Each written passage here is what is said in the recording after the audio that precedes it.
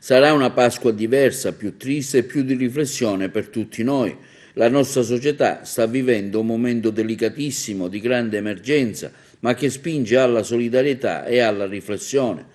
In merito abbiamo sentito il professore Francesco Pila, sociologo e docente di comunicazione all'Università di Messina. È una Pasqua completamente diversa da quella che ci saremmo aspettati, una Pasqua senza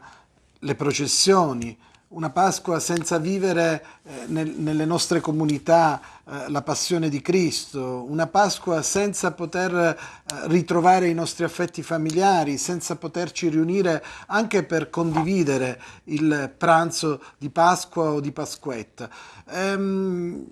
Non dobbiamo sicuramente pensare, come qualche terrorista dell'ISIS ha detto, che è il castigo di Allah, perché questo si smentisce nei fatti, in quanto non c'è alcuna certezza scientifica che si tratta di un virus costruito in laboratorio, né un virus che viene fuori dalla natura, ma è un virus killer che ha fatto tanti morti, che ha ucciso tantissime persone e che ci ha costretto a stare a casa e a riflettere su quelli che sono i valori della vita. È una società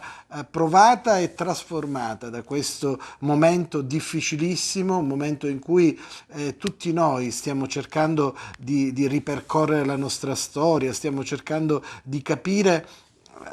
pieni di paura e di ansia dove andremo e quello che faremo domani, quando questa situazione, anche se piano piano, tornerà alla normalità. È una Pasqua con le mascherine ed è una Pasqua con i guanti, è una Pasqua dove ci sono persone in prima linea e noi chiuse in casa a cercare di comunicare per come possiamo usando le nuove tecnologie.